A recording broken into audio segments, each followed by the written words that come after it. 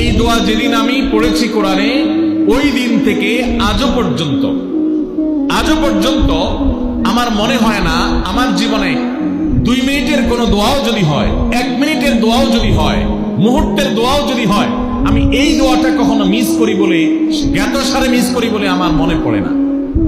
ছাত্র জীবন থেকে শুরু করেছি, আজও পড়ে যাচ্ছি। আলহামদুলিল্লাহ, আল্লাহর কাছে শুকরিয়া আদায় করে আপনাদেরকে বলতে পারি, এই দোয়ার সুফল আমি নিজের চোখে দেখেছি, আমি নিজে ভোগ করছি।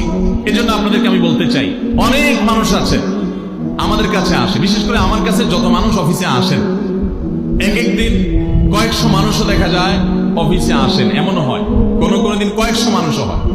আপনারা অবাক হবেন, সবচেয়ে বেশি মানুষ আসে যেই ইস্যুটাকে নিয়ে, সবচেয়ে বেশি মানুষ আসে সেটা হলো দাম্পত্য কলহ, স্বামী স্ত্রীর ঝগড়া বিবাদ, তালাক, এগুলো নিয়ে সবচেয়ে বেশি সংখ্যক মানুষ আছে।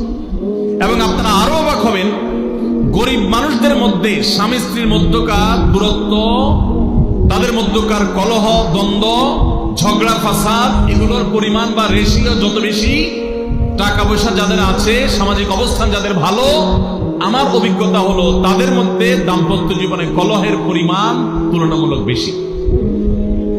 তাহলে অনেক যুবক আছেন যারা বিয়ে শাদী এখনো করেন নাই, শুধুমাত্র হাতটা কসলাচ্ছেন আর চিন্তা করতেছেন চাকরিটা শুরু করতে পারি, ব্যবসাটা শুরু করতে পারি, বিদেশটা যায় সারতে পারি, টাকার বস্তা কামাই করে ফেলবো।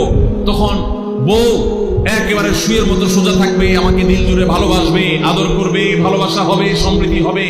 চোখে মুখে লাল নীল রঙিন স্বপ্ন অনেক যুবক ভাইরা এখনো দেখছেন। আপনাদেরকে বলছি, টাকা পয়সা দিয়ে দাম্পত্য জীবনে শান্তি কেনা যায় না। টাকা পয়সা এবং সামাজিক অবস্থান দিয়ে মানুষ সুখী হয় না। আমাদের কাছে অনেক মানুষ এসে চোখের পানি ফেলেন, তাদের সামাজিক অবস্থান অনেক মজবুত, তাদের সামাজিক স্ট্যাটাস কল্পনার অতীত, কিন্তু তারা পারিবারিকভাবে সুখী নন।